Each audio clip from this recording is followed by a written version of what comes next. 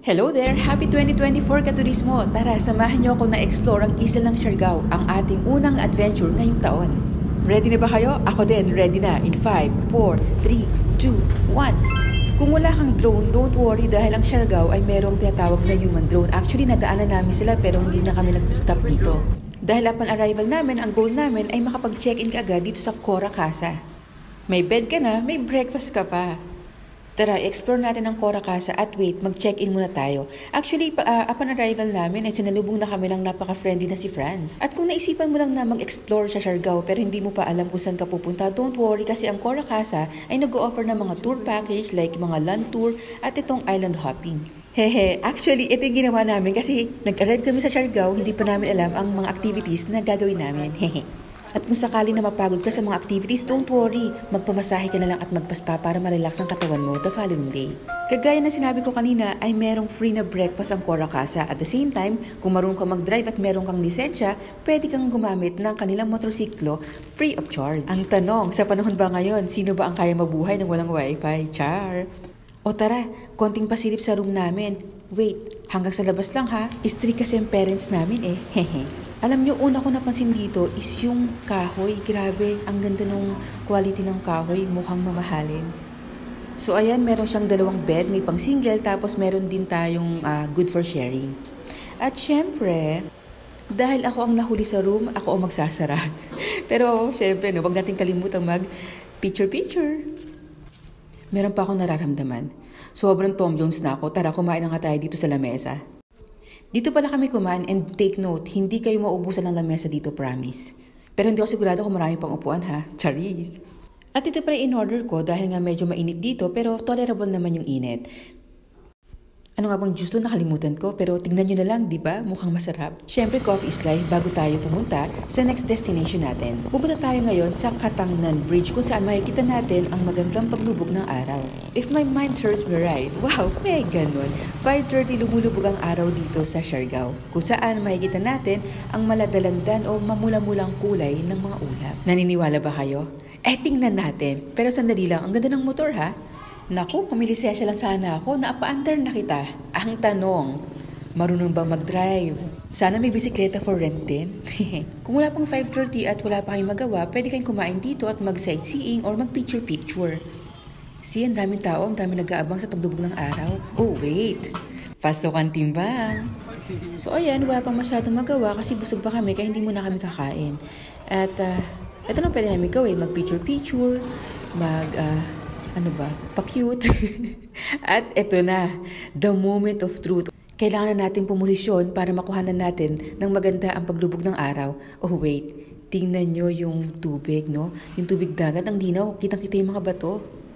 Sa dami ng mga bato na yan, makikita ba natin dyan ang bato ni Darna? Charis. Katurismo, hindi to sponsored ha, pero kung sakali man na meron kayong makalimutan ng mga gamit nyo, itong Cora Casa, meron katapat yan ng mga convenience store kung saan they will serve your needs. Wow! So ayan na, nakita na natin ang sunset ng Siargao. Ang susunod naman natin ay kumain. Mag-breakfast muna tayo, please, ang dami kong gutom. Gandang-ganda talaga ako sa mga kahoy ng Siargao. Naku, siguro sa Manila mahal na yung presyo nito. So, nag-heavy meal kami dahil nga kailangan natin sa first activity natin, no? At syempre, para makatipid na din. Sa ngayon ay pupunta tayo saan nga ba kami pupunta? General Luna. Dito tayo sasakay ng ating bangka papunta sa mga isla na ating pupuntahan. So, tamang-tama kasi kapag nag-island hopping ka, magugutom ka. Ano kaya nag-aabang sa amin ng pagkain? Ako, excited na ako I-share ko lang din habang papunta kami sa aming bangka ay na-curious ako dito sa mga berdeng damo na nagsasayawan sa dagat. Ano pong damo ito? Seagrass, ma'am. Thank you po. So ayan katurismo, alam na natin tawag doon, hindi yung seaweeds ha, seagrass. Itong bangka namin, merong napakagandang tugtog pero syempre kailangan kong i-mute para maiwasan ang copyright. Actually, mahaba-haba ang oras o yung biyahe natin papunta sa mga isla na pupuntahan natin. Kaya kung medyo nabobore ka, pwede kang matulog. Kaya lang, sayang naman ang experience kapag natulog ka, di ba? Pwede ka na lang sumayaw, sasaliw ng mga musika na iyong maririnig sa bangka. Pero hindi kami nakapag-party-party, mahihain kasi kami, Charis. Salamat. Yay! Ay! Right. So guys, pinakita ko lang yung experience. Kapag kayo ay pupunta sa mga beach, kailangan naka-OOTD na kayo. Kasi lusong kung lusong talaga tayo dyan. Katurismo, touchdown na tayo dito sa una nating isla, ang Naked Island. Kaya Naked Island kasi walang puno, buhangin lang. At kung sakali naman na nakalimutan nyo magdala ng cellphone pouch at meron ka naman ziplock, ito na lang gamitin mo para at least makapture mo pa rin ang moment. Medyo nahirapan ako i-manage kasi malaki yung ziplock ko pero nakatulong naman. At kung sinasabi ng kambaldiwa mo na hindi mo kaya mag-swimsuit, pack ganern. Bench body yan. More jogging pa ha. At pagkatapos natin na rumampas sa Naked Island, ay bumalik tayo sa boat. Siyempre nakakahiya naman sa mga nag-aantay. Take note, sa mga tour package, mag-aalat lang yan ng time kung gaano lang tayo katagal na mag-i-stay sa isla. Kaya be mindful sa ating mga kasama, okay? At itong isla natin ay nasa Daku pa roon. Next stop, Daku Island, kung saan makikita ang mga nagtataasan at naglalakihan ng mga buko. Oh my God! Katurismo, just enjoy the view. #ASMR. What?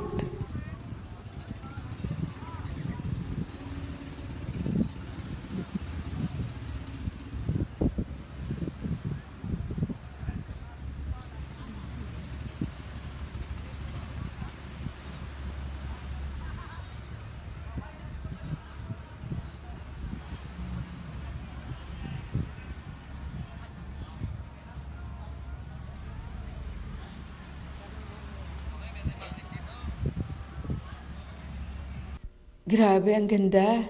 Ang ganda. Pero mas maganda ito nakita ko. Uy, nag-hello pati tiyan ko. Oh my God. Boodle fight is waving. Katurismo, remember, sa boodle fight, ang ginagamit natin na pagkain dito ay ang ating mga kamay.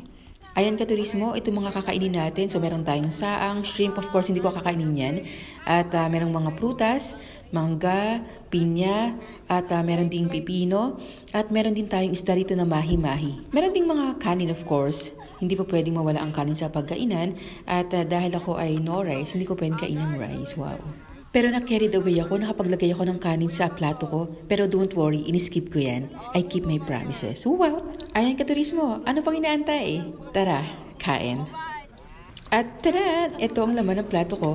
Don't worry, I keep my promises. Hindi talaga ako nag-rice. In-skip ko yan, promise. Sandali lang, bakit ba ako nag-explain? Oh my God.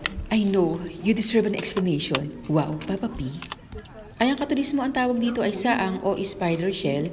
At itong parte na to na kulay itim ay tinatanggal pala. Kaya pala nung kinain ko medyo may pait.